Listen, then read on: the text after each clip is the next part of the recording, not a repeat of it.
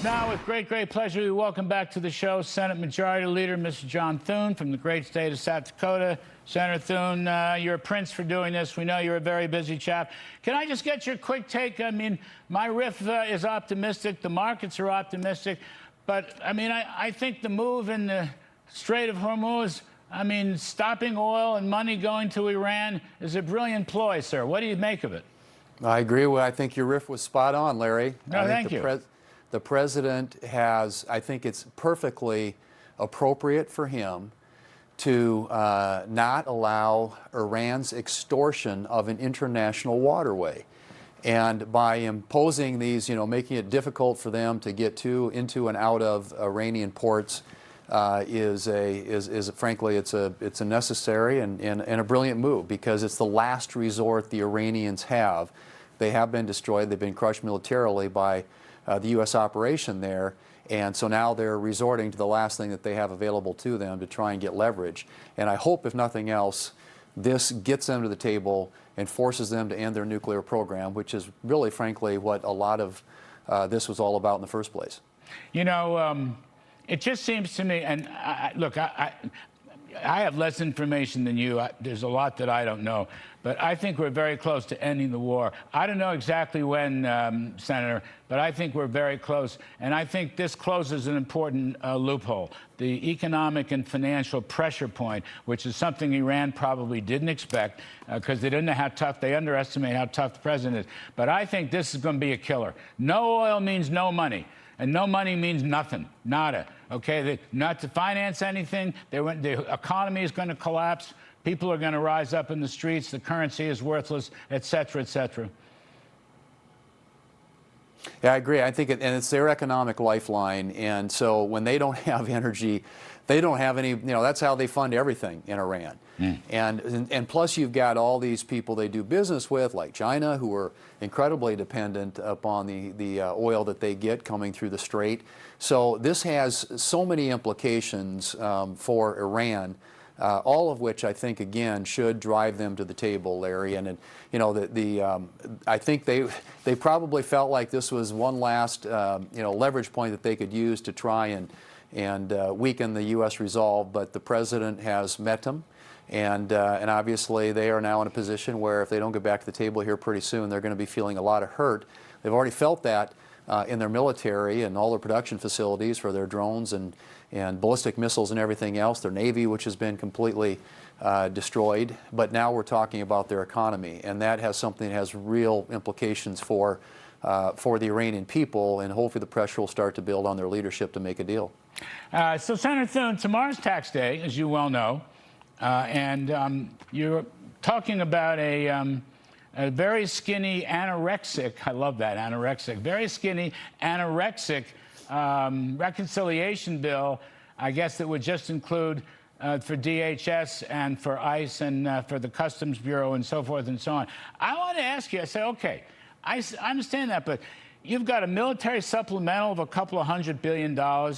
You could have some more tax cuts. Paid for by waste, fraud, and abuse, which is rampant. J.D. Vance going after that. Probably if you went to the essentials, there's a voter ID, real ID citizenship bill that will require funding. Maybe the parliamentarian would see your way toward that. In other words, I never really liked anorexic, Senator. I kind of like, kind of larger than life, more gravitas, more weight, kind of like you, Mr. Thune. You're not an anorexic kind of leader. Yes, you do, Larry. And where have I ever heard that before out of you? Go big, go bold, and, yes, sir. Yes, sir. And be robust. I am with you, and this is narrow only because the Democrats forced us into this position because they refused to fund ICE and CBP. We've got to take care of that with Republican votes, ensure that well into the future that those agencies are funded. The Democrats have adopted the open borders, defund law enforcement position. That's the position that politically they seem to be comfortable with. So we've got to take care of that. But we also have another vehicle available to us. We also have not only the FY26, but FY27. If we want to do a budget resolution and do a more comprehensive approach and use reconciliation in the way that you described, there will be an opportunity to do that. This year. Obviously, this depends. This year, sir? Obviously, this year? it depends on. Big, beautiful, big and beautiful. Big, beautiful 2.0 bill. Really? It depends. Yes. It depends on getting the votes. You're got open 50 to in the it. Senate, You're 218. open Yeah, to it. absolutely. All I mean, right. I'm for doing more, not less. I think you know that. Well, I do know that, and you're not an anorexic kind of guy, as I said before. And I think, you know, tomorrow's tax day, and of course, I think the GOP, you know, has a lot to brag about on tax cuts and so forth. And basically, the economy is holding up very well despite the war. But I think, you know, you need more selling. I mean, Steve Forbes wants middle-class tax cuts. Why shouldn't we index inflation index capital gains? You've got hundreds of billions of waste, fraud, and abuse that you could use as offsets. The War Department needs a supplemental. You know it better than I do. I think you can get voting ID in there too, sir. So I'm hustling for 2.0. You're giving me a green light to hustle for 2.0, Mr. Leader. Well, I'm just, Larry, I know you're going to hustle irrespective of what I say. But I will say, to your point, I mean, I think there could be, and should be, frankly, again, it's all dependent upon the votes, and that's the realistic side of this that I have to deal with, is how do we get 50 in the Senate and 218 in the House?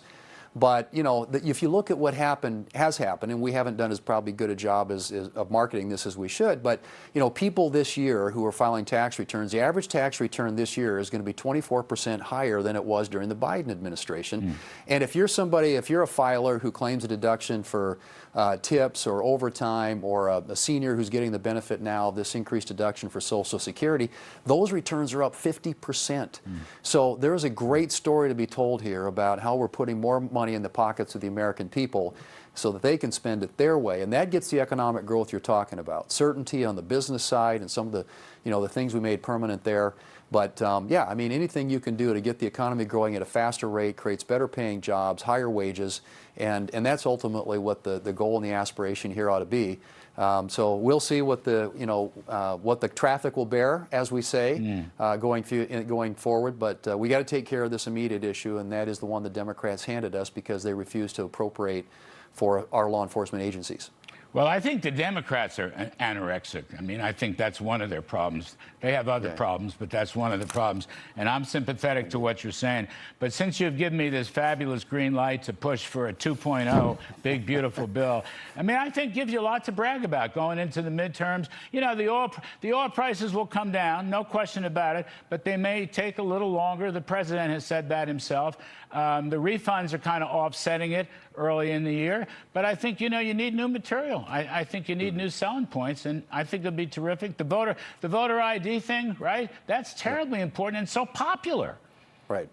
Well, it is, and we of course forced the Democrats to vote a couple of weeks ago on the narrow issue of just having to use a voter ID, a photo ID, to vote.